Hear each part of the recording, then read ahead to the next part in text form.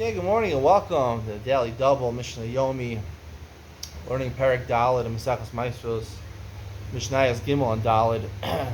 Mishnah Gimel says, I know Tel Zaysim in Amata. Let's say you have an olive press, and you take olives from the olive press, either before the press or even after the press. Tovel echad echad b'melech ba'ochel.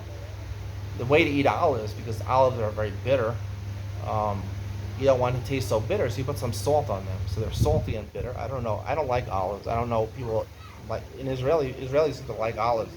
They put olives on their pizza, olives on their salads. Anyway, some people apparently like to eat olives. I think they're meant for their oil. I think that they're very good. Olive oil is very good for cooking. Of course, to light your Shabbos candles also. Right? So, you can take one by one individually and dip them in salt, because that's arai, it's not kaveh, it's not a full meal. However, he took more than one, two, and he put it on his plate, so then it's chayav because now he has a full meal, right?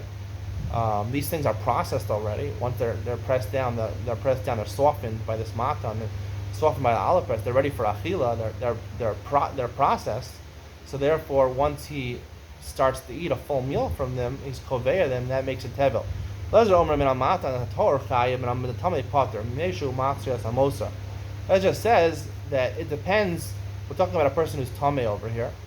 So if the olives are tahor under this olive press and you take it from there, right? So then it's chayiv and shumas and maishas, because you can't, even if you took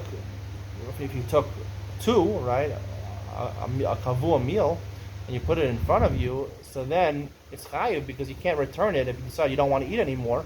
You decide instead of a full meal, I don't want a snack. You can't return it anymore because you already metame it, and the olive press are tar. You're going to ruin it. Minatame pater. However, if the olives are tame under the olive press, Maasros, he's tame. Olives are tame. See, even though he puts it on his plate in front of him, two or more, he can still has the option of bringing it back. So therefore, it's not considered a full meal until he actually eats the full meal, and then it's koveya. It shows him alagas bein alacham and bein alasonin.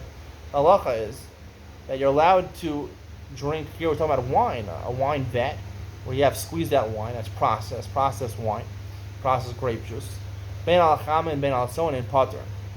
Whether you take, if you're in the gas, right, in the actual area where the vat is, we're going to see why you have to be exactly in that area.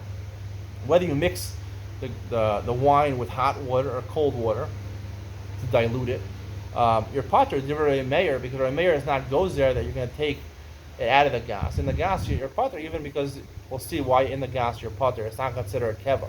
Yisadak says you're chayav not midaraisa midarabana, because the gzera you might take out of the gas, in which case you're make it kavua and you're mechayav. Alacham and chayav alatzon and pater.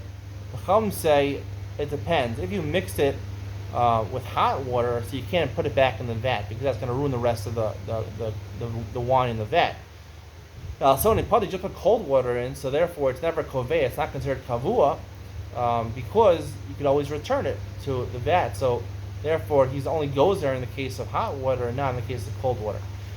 All right, that's the conclusion of today's share. Stay tuned for Ian Mitzion. We're going to talk about Mishnah Dalet over here, about why in the vat even if you take a whole bottle of wine and you drink it, it's achilas keva. It's still not achilas keva. It's not chayav and shumas or maishos. Stay tuned for that coming up next.